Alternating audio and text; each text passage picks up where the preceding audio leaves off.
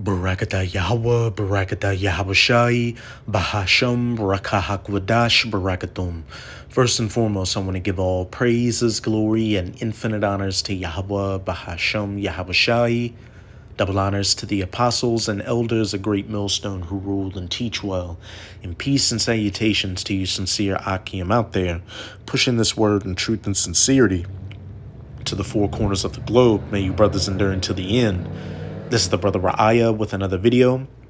And in this video, I'll be profiling an article on RT.com titled, and I'm going to replace that first word in the title with 1948ers.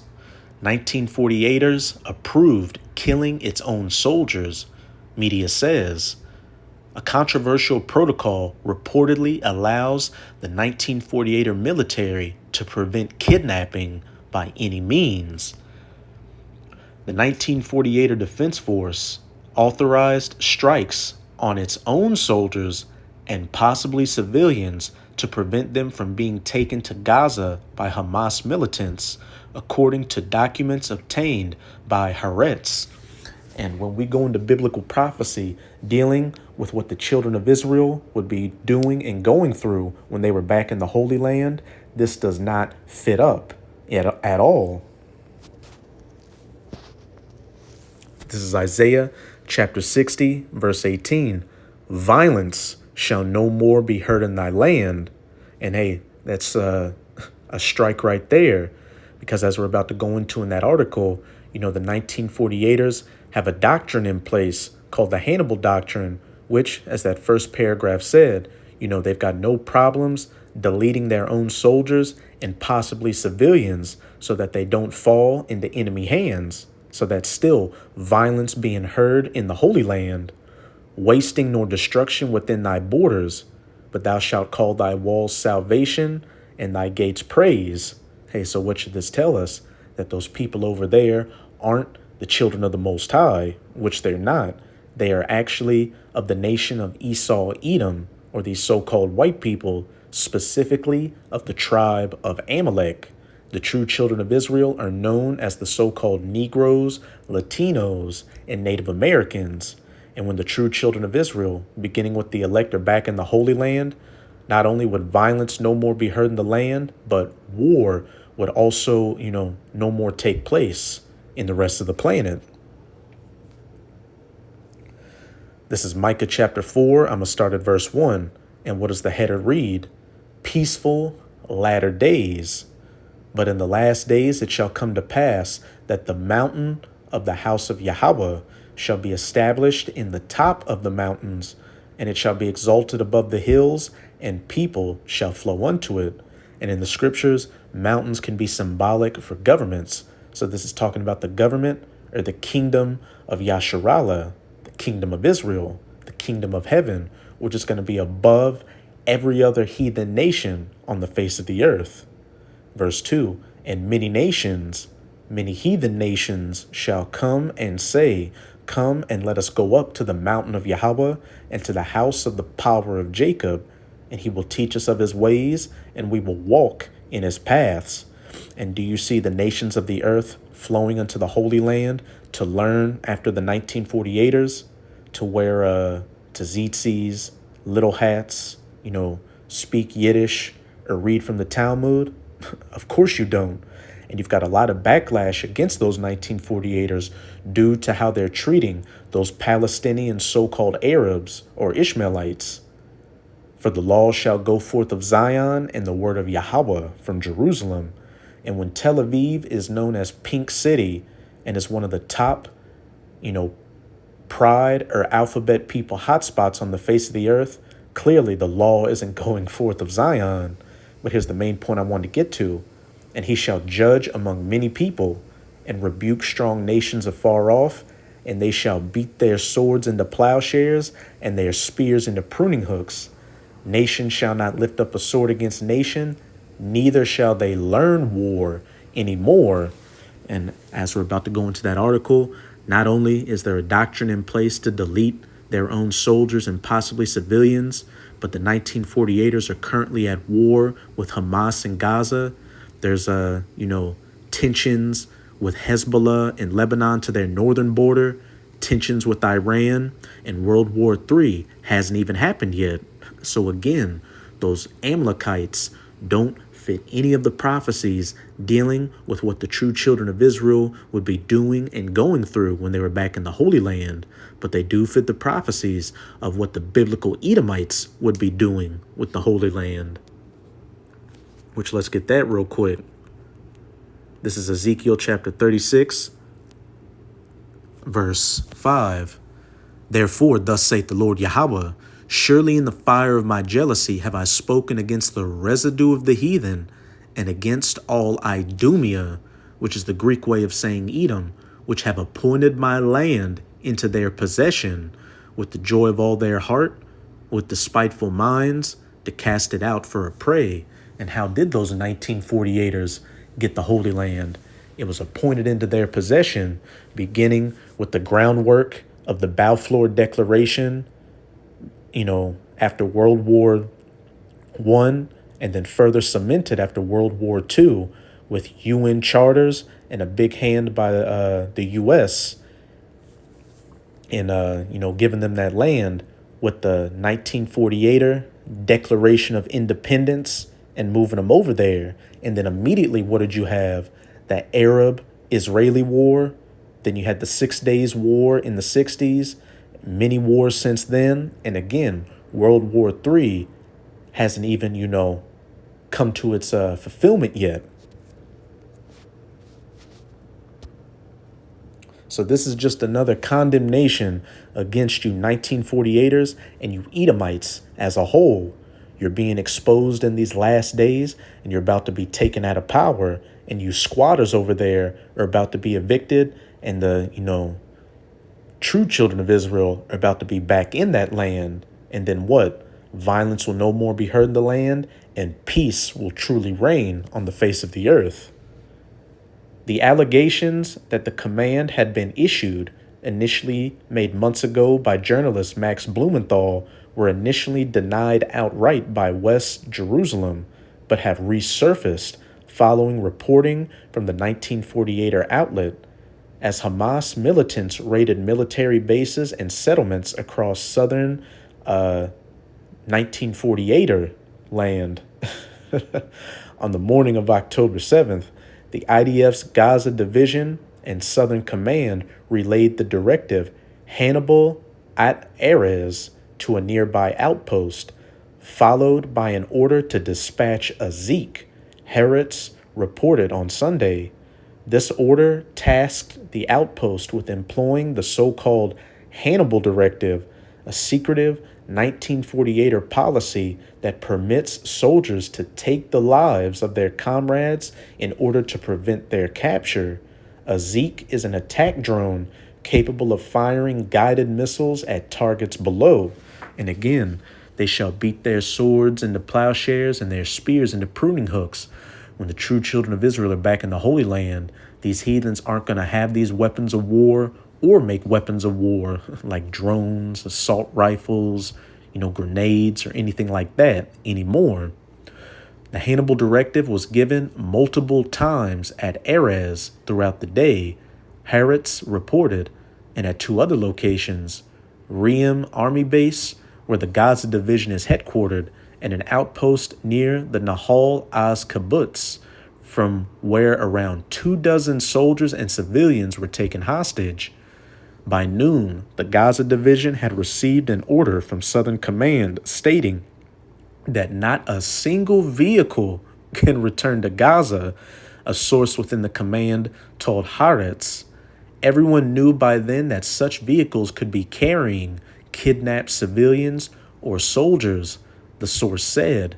There was no case in which a vehicle carrying a kidnapped people was knowingly attacked, but you couldn't really know if there were any such people in a vehicle. I can't say there was a clear instruction, but everyone knew what it meant to not let any vehicle return to Gaza.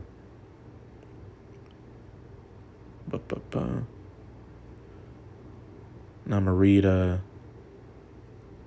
jump down to these last few paragraphs. In one case that has already received media attention, 13 hostages were deleted when a 1948er tank opened fire on a house in Kibbutz Be'eri, where they were being held by Hamas gunmen. The IDF is investigating the incident, and a final report is expected to determine whether the commander responsible was employing the Hannibal doctrine. 1948er commanders devised the Hannibal Directive after 3 IDF troops were kidnapped by Lebanese Hezbollah militants in 1986, according to Haaretz reporter Sarah Leibovich-Dar. While its details have never been fully explained by the IDF, 1948er newspaper reports suggest that it has been rewritten several times in the years since and has been communicated to troops as both a strict set of rules concerning the use of fire against kidnappers' vehicles and an unofficial policy stating that a deleted soldier is preferable to a captured one. Hey, there you have it right there. Again, violence still being heard in, the Holy Land. And what do you think? How do you think these family members of these hostages and soldiers would feel, not only knowing this doctrine, but seeing one of their loved ones get deleted in a so-called friendly fire incident? What would be the first thing that would come to their mind? Oh, this is the Hannibal doctrine in place. And that would just lead to, crying and distrust of the government and misery. This is Isaiah chapter 65, verses 17 to 19. More precepts dealing with what the true children of Israel would be doing and going through when they were back in the Holy Land. For behold, I create new heavens and a new earth, which just means refreshed. The earth being refreshed under the new heavens or rulership of the children of Israel back in power. And the former shall not be remembered, this current age of the rulership of the heathens, chiefly of the biblical Edomites, as it says in 2 Esdras chapter 6, verse 9. For Esau is the end of the world, and Jacob is the beginning of it that followeth, nor come into mind. But be ye glad and rejoice forever in that which I create. For behold, I create in Jerusalem a rejoicing, and her people a joy. And clearly you can't be at joy or in peace when you are constantly under a threat of missiles being fired from the Gaza Strip, from Hezbollah or Iran. Verse 19, and I will rejoice in Jerusalem and join my people, and the voice of weeping shall be no more heard in her, nor the voice of crying. And like I just said, whenever a 1948er's soldier family member, or if they have family members that are hostages, get deleted, hey, there's definitely going to be crying and weeping. But when the true children of Israel are back in the land, what's it saying? There will no more be crying or weeping, but perpetual peace. But now I'm going to close it out with this short clip from CNN's YouTube channel. Family members of Hamas hostages storm into 1948er parliament. And this is a fair use copyright disclaimer. I do not own any of the footage in this clip, nor do I stand to gain from it monetarily. It is simply for educational purposes. In Israel, dozens of hostage families say they are living through unbearable agony, still waiting for news of their loved ones held inside Gaza. Crying and weeping still being heard within the Holy Land. Many have grown frustrated with the Israeli government, saying it isn't doing enough to free their loved ones. CNN chief international correspondent Clarissa Ward spoke to some exhausted mothers who say they'll not stop fighting until their children are home. In Israel's parliament last week, anger boiling over. You will not sit here while they die there, this man shouts. Family members of the hostages in Gaza storming into a session at the Knesset saying enough is enough. Mirav Gonen was never political. Now she's a regular here, pushing lawmakers to do whatever it takes to bring her 21-year-old daughter Romy and the other 131 hostages home. We saw these incidents recently here at the Knesset where family members were shouting at politicians. This is the frustration. You know, people when they are in fear and frustration, it's very difficult to be restrained.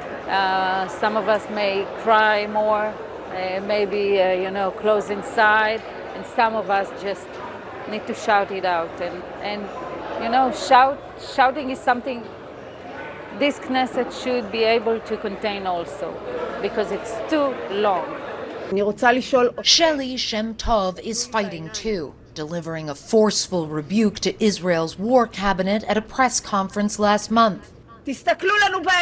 Look us in the eyes. It's our children, our families, she says. Where are you? Where are you? Shelley's 21-year-old son Omer was working as a waiter, saving money to travel the world when he was abducted at the Supernova Music Festival. He's a sunshine. He's a boy that everybody wants to be near him. Everybody loves him. He loves to love. He loves music. On Saturday night, she attended a rally for the hostages, as she does every week, exhausted and frustrated, but undeterred in her quest to bring Omer home. I don't know if you are a mother. I am. So try to imagine. Try to imagine that your son went to a festival. He only went to festival. You can call your son now to ask him, how is he? You know where your son is sleeping tonight. I don't know. It must be agony.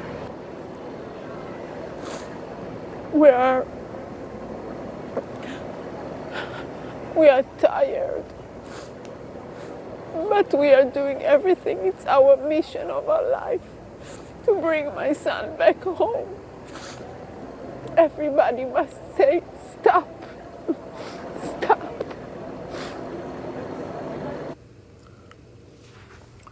Close it off, with this image right here. Again. And the voice of weeping shall no more be heard in her, nor the voice of crying. So that's it with this video. And with this video, I hope you sincere Akim and Akwath were edified. Just keep strong. We are almost out of this final wicked captivity of the heathen nations, chiefly of the Edomites. And as always, I'm going to say Abad Babol, Kwam Yasharallah, and until next time, Shalom.